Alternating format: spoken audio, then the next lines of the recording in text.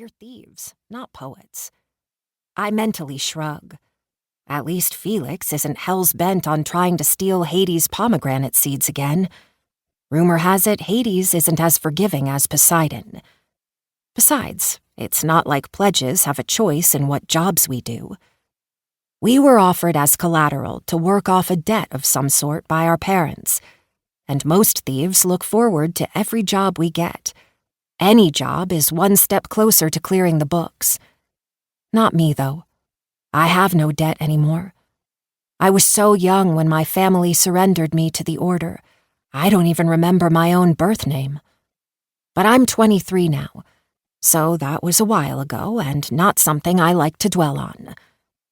A strobe of light illuminates the low clouds overhead, a heartbeat before a loud crack sets car alarms blaring and babies crying. This time I really jump, but manage to force my gaze to remain straight ahead. Scared of a little lightning, Lyra? Chance, a master thief to my left, chides. He's acting as the drop point for all the lifts tonight, but takes his attention off his job long enough to toss me a condescending smile. Asshole. One of the older thieves in our den, he should have paid off his debt by now, but hasn't. And the fact I'm our den's clerk and know exactly how much he still has to go pisses him off. It also makes me his favorite target. But the best way to deal with his brand of dickhead is to ignore him.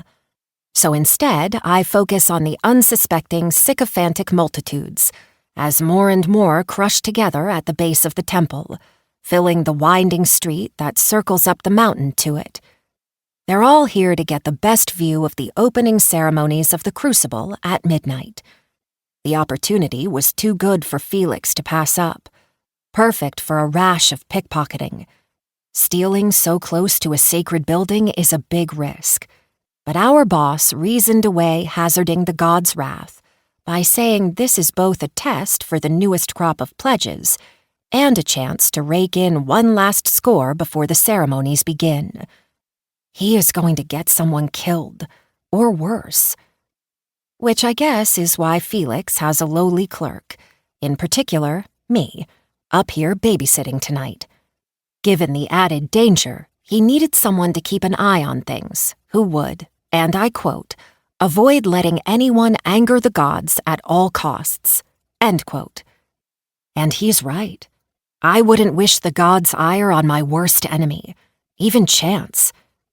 As my old mentor, Felix knows that. In fact, he's the only one who knows exactly why. A small throng of revelers wearing Zeus-themed sweatshirts rushes past me to get higher up the hillside, and a few shoulder-check me to the left, then right, as they muscle their way through the crowd. I deftly use the opportunity to shuffle several feet away from Chance. He really is my least favorite person. I'll still keep an eye on him, in case he gets in danger of upsetting a god, but I can do that from a distance just as easily. When I glance back at him, I let out a sigh. He's no longer sneering at me and has turned his attention to his job again. A young pledge with soft brown curls weaves her way up to Chance and brushes against the sleeve of his overcoat, tossing out a quick, "Excuse me," before scooting by him. Even though it's summer, it's chilly enough that no one looks twice at the master thief's clothing choice, which is good. He needs lots of pockets. I didn't even see the drop, and I was looking closely for it. I'd always hoped one day to become a thief myself, but sadly, I lack one important skill: subtlety. Without a backward glance, the pledge melts into the crowd, no one around us the wiser.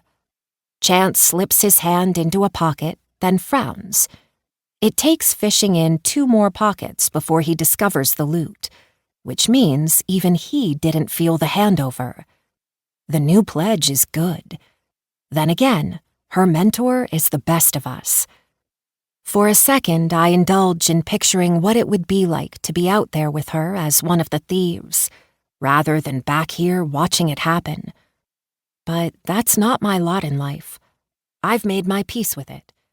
At least I've made it this far without starving, ending up in the gutters.